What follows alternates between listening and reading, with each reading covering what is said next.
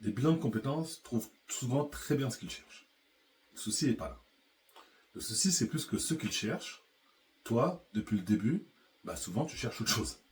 Donc tant que cette nuance, elle ne te saute pas aux yeux, tu vas continuer de faire ce que beaucoup font. Refaire un bilan ailleurs, plus long, plus cher, en pensant que tu tomberas sur le bon. Et c'est pas le bon bilan qui te manque, c'est la bonne démarche. Avant d'entrer dans le vif du sujet, si tu arrives sur cette chaîne, abonne-toi. Chaque semaine, je décortique ce qui se joue autour d'une vraie reconversion professionnelle. Celle qui te permet de ne pas perdre ton niveau de vie. Donc, si ce n'est pas déjà fait, abonne-toi à cette chaîne. Allons-y. On va voir 3 choses dans cette vidéo. D'abord, je vais te montrer ce que fait un bilan techniquement. Pas juste ton storytelling marketing, ce qu'il produit réellement. Et tu vas probablement voir que ce n'est pas tout à fait ce que tu pensais. Ensuite, on va isoler la confusion qui t'a sans doute coûté des mois ou des années. Celle entre deux choses que tout le monde mélange et qui n'ont pourtant rien à voir. Puis, je te raconterai un moment précis dans mon propre parcours où une femme m'a dit une phrase qui m'a fait changer toute ma façon de travailler. Cette phrase, elle a en partie donné naissance à ce que je fais aujourd'hui. Donc, si tu veux bien, c'est parti. Posons-nous 2 secondes. Un bilan, dans sa définition d'origine, celle des textes, celle du droit du travail, c'est un dispositif qui fait 3 choses, pas une de plus. Il liste tes compétences, tes aspirations, il croise les deux avec des listes et il les propose par rapport à un marché. 3 inventaires, un croisement. Voilà. C'est super utile. Mais regarde de près ce que ça fabrique comme objet. Ça fabrique une carte. La carte d'un paysage extérieur. Les villes sont des métiers. Les routes sont des ponts entre ce que tu sais faire et ce que tu pourrais faire. Donc une carte, c'est précieux. Mais si elle te sert à rien, voilà. Parce qu'on est d'accord que c'est pour te montrer comment aller d'un point A à un point B. Mais le problème, c'est que si tu as du mal à identifier le point où tu te trouves, le fameux « vous êtes ici », ça ne marche plus.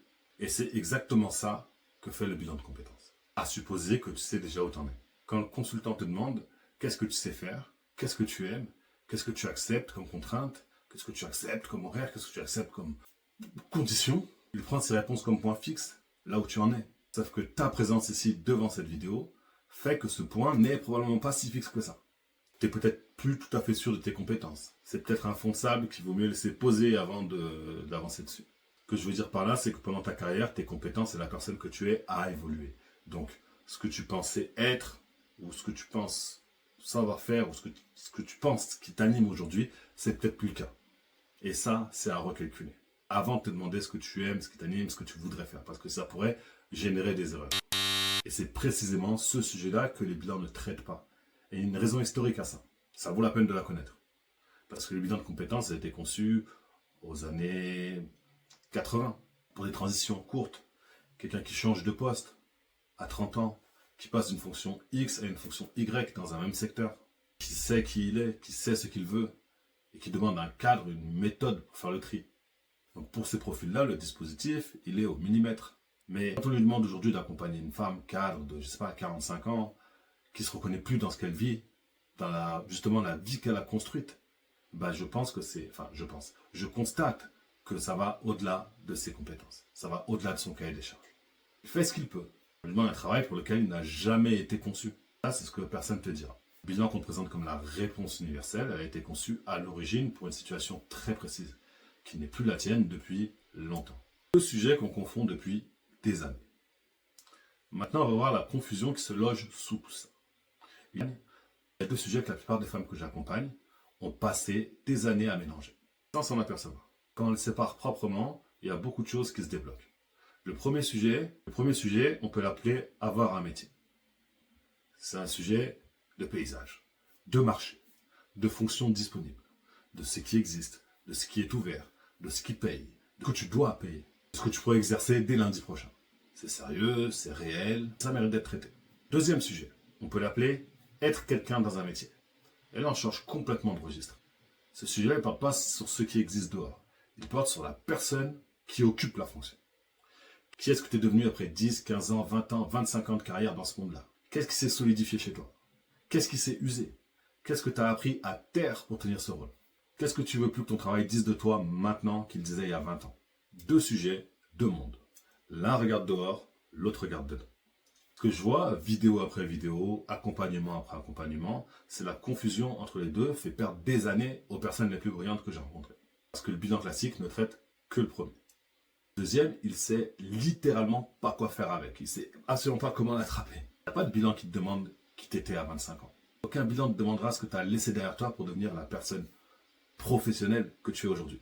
Aucun bilan te demande si la femme qui répond aujourd'hui aux questions du test aurait fourni les mêmes réponses, rêvait de faire ce qu'elle fait aujourd'hui quand elle était enfant. Ces questions-là, elles ne rentrent même pas dans son cadre. Et il y a un autre détail en plus qui complique les choses. Il existe un phénomène qu'on appelle la mémoire autobiographique reconstructive. Qu'est-ce que ça veut dire? Ça veut dire que ce que tu crois aimer à l'instant donné, ce n'est pas une donnée stable que tu vas pouvoir interroger comme un fichier. C'est plutôt un récit que ton cerveau remet à jour en permanence pour rester cohérent par rapport à la vie que tu mènes maintenant. Concrètement, quand le consultant te demande qu'est-ce qui t'anime, et qu'à 45 ans tu réponds avec une sérénité totale, en fait ce que tu réponds, c'est ce que peut-être tu as appris à aimer. C'est ce qui t'a rendu performante là où tu es. Mais pas forcément ce que tu aimerais faire si on enlevait toutes ces compétences, toutes ces années que tu empiles les unes sur les autres. Le bilan, il prend ta réponse pour argent comptant. Il croise ses informations et il te sort des pistes. Tu repars avec des suggestions parfaitement compatibles avec la personne, justement, que tu ne veux plus être. Tu vois le piège? Donc, si ça résonne pour toi, voilà ce que je te propose. Après bilan de 45 minutes, on se pose sur ta situation. 100% gratuit.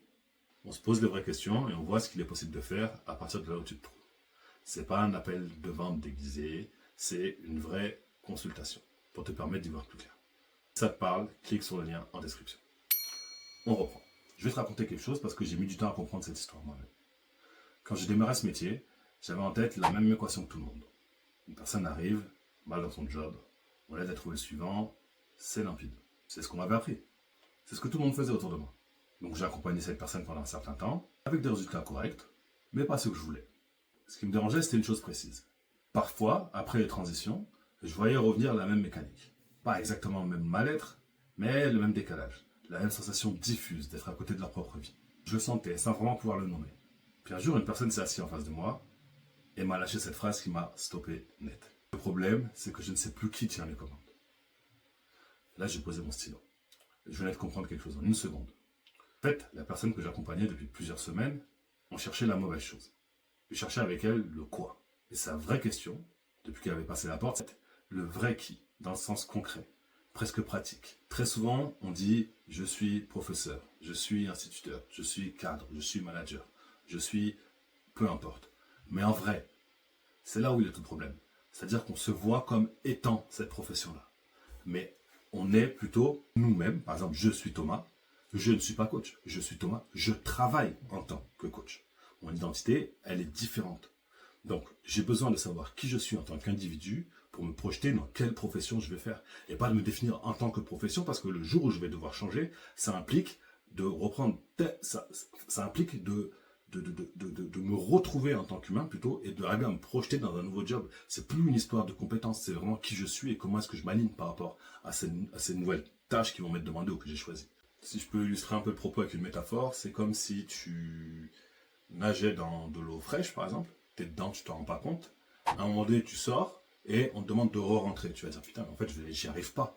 Parce que tu t'es habitué, tu étais dans l'eau fraîche, tu étais habitué, mais quand tu es sorti, tu te rends compte que, en fait, tu n'as peut-être plus la même envie d'être dans l'eau que quand tu étais initialement. Donc, du coup, d'y retourner, c'est compliqué. C'est un petit peu ça que je veux dire par rapport à l'identité professionnelle qui peut se décaler par rapport à qui est-ce que tu deviens à l'heure d'aujourd'hui quand il s'est passé beaucoup de temps sans que tu lèves la tête. Donc, de là, j'ai commencé à faire autre chose. Pas une version améliorée du même outil. Non, une démarche d'un autre ordre.